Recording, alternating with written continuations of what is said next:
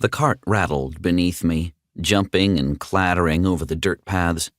The ox pulling the cart grunted in effort as Ko Chen steered. "We're almost there. I think I can barely see it in the distance." The sunlight warmed the back of my eyelids, making me open them. The sun was high up in the sky, approaching close to noon. Turning my sight ahead, beyond the rising, flowing grassland, was a little river cutting through the landscape, near which lay the town of Taizhou, bustling with people. I took a moment to appreciate my newly enhanced eyesight, noting the village head walking around in a rush. It was an odd sensation to be able to recognize faces still so far off. "How much longer?" I asked, glancing at Ko Chen. "About an hour or so," Ko Chen replied. Labby rustled in my lap, turning over in her sleep as she pursed her lips, a frown on her face. I brushed a hand through her gray hair, looking at her childlike form sleeping peacefully. I wondered just what kind of dream she may be seeing. My hand drifted from her head down to her abdomen briefly. I gently pressed my hand, feeling the little spirit root keeping the cracked pieces of her dantian together as she healed. Despite knowing she was no longer in pain, the thought made my chest tighten.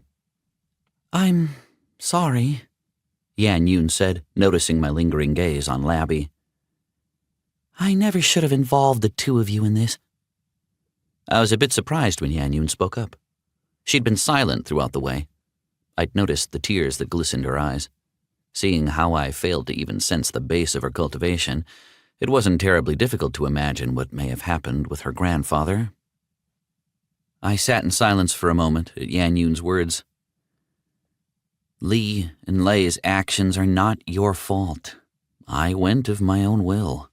It was my fault putting Labby at risk," I said, clenching my fist. A hollow feeling lingered in my chest. I had taken my revenge, given in to anger, to the thing I'd been trying not to become. What had it truly done? Labby was put at risk, even myself. I allowed her to get injured and then lashed out because I was angry. It was childish. It was like me from before my spar with Li and Lei, the actions of an arrogant cultivator. I looked up to see words that yet lingered on Yan Yun's face, but neither of us spoke.